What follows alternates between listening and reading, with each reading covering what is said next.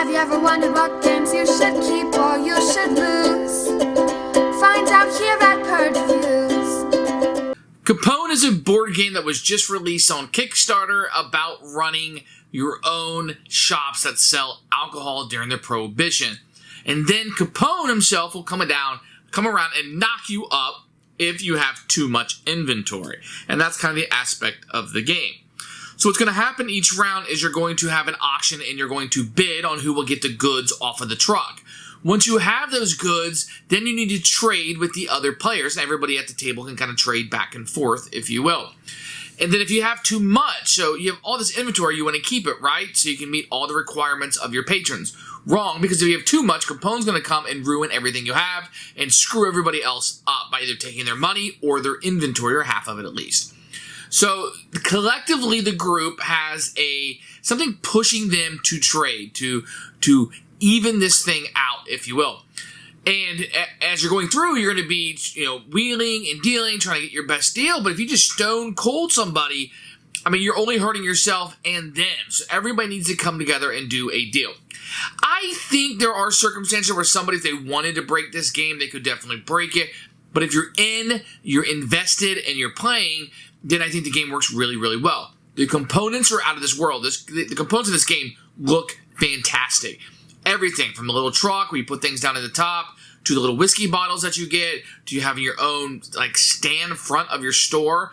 Everything is fantastic. Love the artwork. Love everything about the look of this game. It's wonderful. And when you're playing, especially if it's just like a trading kind of party, kind of filler type game, excellent from an appearance point of view.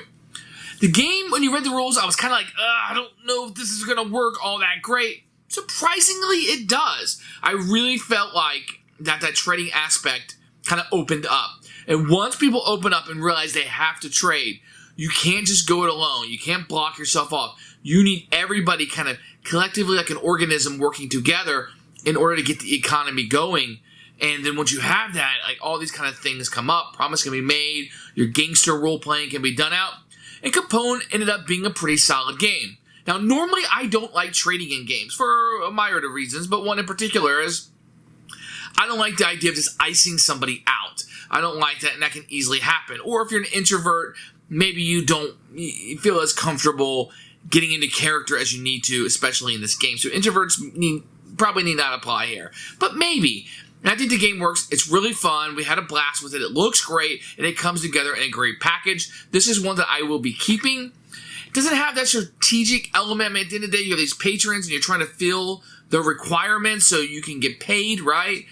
But the game really, really hinders on that trading aspect, and I think that's the central mechanism in this game. For me, it works. One of my more favorite trading games, probably not going to blow the world by, but what a strong addition to the trading mechanism, and I like this one quite a bit. If you've been playing something like Settlers of Catan, and you want something better, or you want something different, this is definitely a way to go. And if you like that Capone theme, that gangster theme, even more, this should go up for you. Excellent game. Absolute keeper for us. So here's Capone, the El Dorado Games, The Business of Prohibition. You can see a really cool cover there. I like that quite a bit. You're going to have a rule book, which we'll take a look at in a few minutes. They're going to have some great components that you're going to have here. Check out these metal coins that you're going to get. These are really great coins, and I would like to use these in a lot of different games that you're going to have. You can see what... You're going to put this truck together, which I may or may not have done a great job with. But as you saw, it fits right down in there, so you can keep it together when the box is put together, which is really, really fantastic. There isn't a insert in here. It's just every other component, so we'll take a look at all the components, and I'll tell you what's in here. So here's the cardboard they're going to have. You got these little tokens for each of the players, a little cop card that goes around, and these little wooden ones that will represent the different players. They're all different. You can see this one says, "We want beer," because they're in Prohibition, correct? Very cool little pieces that you're going to have there. I like these quite a bit. This is the police tracker that you're going to have. You can see the final reveal in the different rounds of the game. It is double-sided for strategic mode if you want the casual mode, and it is a nice piece of cardboard. So we have this little draw bag here that will have all the little beer and gin and vodka and rum that you're going to put inside of it. They all have different bottles on them. They're different colors. The shapes are relatively the same, but they do have what is written on it that would be inside of it, which is a really nice touch that they didn't just do the color. I like the printing on it. I think that goes a long way. You're also going to get a deck of cards here. As you can see, it's going to have different people on it with little icons. And I actually do like the artwork in this. I think the numbers could have been a little bit bigger, but I do like what they have. They have little scoring at the bottom of them. And the artwork, you see that it repeats, but they want different kinds of beer. Now, some people aren't going to like this artwork. I think it's an acquired taste that you might have here, but it is a certain style that you can see, kind of made for laughs and cartoon flavor. The last little component here is going to be this area for each of the people. It's going to be a storefront, as you can see, that will come out. And this will be a screen that you will use. This will be the front of it, and then this side of it will be the back of it, which will give you information for you to know about your player. Each one is different. Not only are they a different color, but it's kind of a different power that you're going to have during the game and give you different options and stuff. So you can see the other one was the musician. This is going to be more of the henchman sitting at the bar. And each of these are going to have different artwork on it and different stores. This guy is the banker. As you can see, it's a very cool touch to the game. All the components in this game are going to be top notch. I don't think anybody's going to complain about it. Nice little touches like this milk truck that you're going to have. The beers are going to sit on top of it, and they're going to fit right in these squares. You're also going to drop them down the chute as to where the game comes in. It fits right in the box. You don't take anything apart. Excellent. Storefronts with all different artwork on them are great, and I do enjoy the artwork of the cards. So, these are printed on both sides, which is fantastic. Each one has a little bit of humor to it, which I like quite a bit. Excellent job. So here's a rulebook for Capone. You're going to see an introduction and setup. You're going to have the list of components over here. Each one of those is going to be listed here. So in effect, we're using setup to show you which the components are also. Great way of saving space. Then you're going to have an overview of the characters and the individual powers, the flow of the game, kind of how it works. They're going to break down each individual section of the game down with pictures, as you can see. Not a lot of examples, but I think the game is simple enough to kind of pick up and play. End of game with any kind of miscellaneous rules at the bottom here that you're going to have, and the different ways that the game can end. So I found the rulebook to be very good and very easy. Now, when you first read this rulebook, you'll be like, what? This isn't going to work. Play the game. It works. Fantastic job.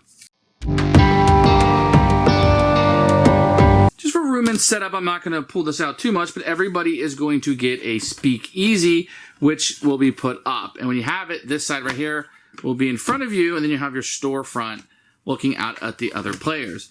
Then you will grab the color meeple that matches it, and you'll be ready to go. The player will also receive $20, and then they will also receive 4 liquor bottles to place out front here, which if you want to pop these out, they would fit right in here, and they would go out front in your storeroom. Then you're going to have this tracker that will be going on, and you would place the policeman on round 1. So each round, the police car will move up, just signifying the rounds and what's going to be going on during the game. Once you have all this set up, you are ready to play. Now, each character is going to have a different role in the game. This guy's going to shuffle and deal the client cards to each player. He'll be able to do that. He can also call in a favor, take 1 client card from the deck. This player's job is to fill the truck with bottles each round, and he can call in a favor and take 1 bottle from the back. So everybody's going to have a unique power and a duty to do during the game, so you don't get bored and one person isn't just kind of running everything. The first thing you're going to do each round is you're going to fill the truck up. That means you're going to take 4 bottles from the bag randomly per player and set them out here. So here it's 4. That'd be 1 player. And then we'll fill this up with 12 for a 3-player game. And the whole thing will be filled for 5, and this row for a 4-player game. So there you go. The truck is full. In the first round, each player will be dealt 3 cards. 4 cards in the second round and 5 cards in the third round. Each player will look at their cards and choose 1 to keep. If you want to keep a card, and then very easily, you would just set the card, and you set it up on there, and then the rest of them will go to the side. Then you would receive 2 cards from your person, keep 1 of these cards, sending the other card over. Then you would receive 1 card from the person over here, and now you would have 3 cards that would be your hand after drafting them. The third thing we're going to do in a round is we're going to auction off the truck. Everybody will put money in their hand, reveal how much money they have. The highest bid wins. So if you win, you pay your money to the supply, and you get to take all of the bottles in the truck. If you lose, you take that money back into your hand, and you don't lose anything. Once again, you will be winning all of the bottles in the truck. So this is the front of your store that will be shown to everybody else. So if you are the one that won the truck, then you will put all of your bottles that you just won out front of your store where everybody can see what you have.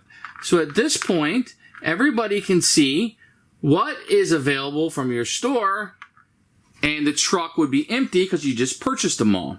Now in the fourth phase, everybody can trade. Now why would I trade this? I would score a whole bunch of points for this, right? No. I gotta have less than 10 by the time the round ends. So it gives me a reason to get rid of this stuff. Otherwise, I would just fulfill these cards and serve all my clients and nobody else would get anything. But I don't want more than 10. I'm gonna get too wide in a way, but at this point, people can start to trade things. So you can trade cards, you can trade money, you can trade liquor, whatever you want to trade. Anybody at the table can trade during the trading phase and gain the resources that you want. So this is an open trading phase of anyone at the table can trade, but there are incentives to trade as you're moving forward. Once you're done trading, you don't want to trade anymore, your little meeple will be out in the front. Then what you'll do is you take your meeple out from out front and you'll put him on the back of this, signifying you're no longer willing to trade. So now this green person is no longer to trade. If he's out here, he's open to trades. Once he plays here, he's saying, I'm done trading and I'm not going to trade any longer. At this point, once trading is done, Capone is going to come by. He's going to make sure nobody has more than 10. If you have more than 10, he is going to wipe everything out that you have. So I must, if there's more than 10 as they're in here, I would discard all of my liquor. So now there's an incentive during a trading phase for me to get rid of this stuff because I don't want to be stuck with it. Then I take the Capone coin and I will flip it depending on what side comes up. The bottle side comes up.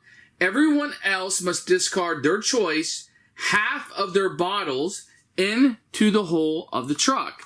So these would go into the truck here and be disposed of, at least half of them. Now if I were to roll flip and the money side come up, then they must forfeit half of their money rounded down to the bank. So if you had money, then you would have to give it up to the bank, half of it rounded down, and get rid of it. So there's an incentive for the other players to take this liquor off my hands if I won the truck this turn, and because they don't want to lose half their stuff, right? And I also want to trade it because I don't want to lose all of my stuff.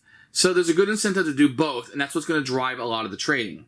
Then the last section, we're going to serve our patrons. So these cards that you draft at the beginning will have desires on them. This person wants a beer, a vodka, and a rum, and it's worth a number of victory points if I'm able to serve them. And this will kind of direct what you're trying to get. This guy wants some rum. This guy wants beer and rum versus a number of victory points. So you want to not only trade, you might have a great quantity of something. Maybe I have a lot of beer from circumstances, but all my person wants to do is drink rum. So I might want to trade my beer for somebody's rum, and then we're a match made in heaven if they want beer and not rum. So that's kind of what will be happening during the game as you try to fulfill the wants of your clientele that's coming through the front door. Now, at the end of the game, what you're trying to do is set collect these. So the bootlegger, if I get 4 of them, I get 10 extra victory points. Do you see that there? So that will be why I will try to collect other bootleggers, because the more I get, the more victory points. I need exactly 4 in order to get 10 victory points. 3 doesn't do me any good. You'll see here for the crooked cop, I need 5 of them, and so I need to serve 5 of them to get to 13 victory points. So do a little bit of set collection in there also. So that might be why you draft somebody versus somebody else. At the end of the game here in the tracker, you also see a police raid.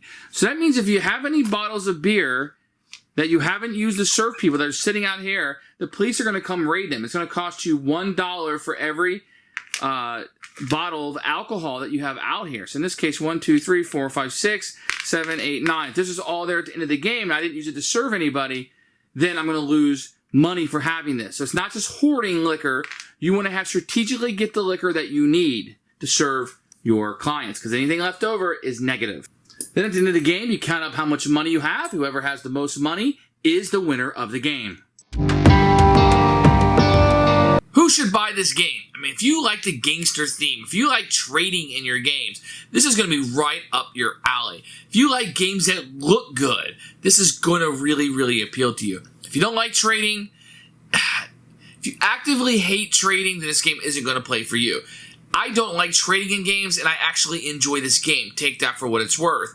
If you if you're an introvert and speaking to people is just you're not going to do it, then this isn't going to be for you because you're going to need that communication. You're going to need to interact and trade with other people, and that's kind of what the game is. For everybody else, it's a really fun, party atmosphere type of game. It's got some rules to it, but the rules are loosey-goosey on purpose because that trading aspect really creates that economy. Really fun game. One I'd say you might have missed, and I would tell you to check out. Keeper for me.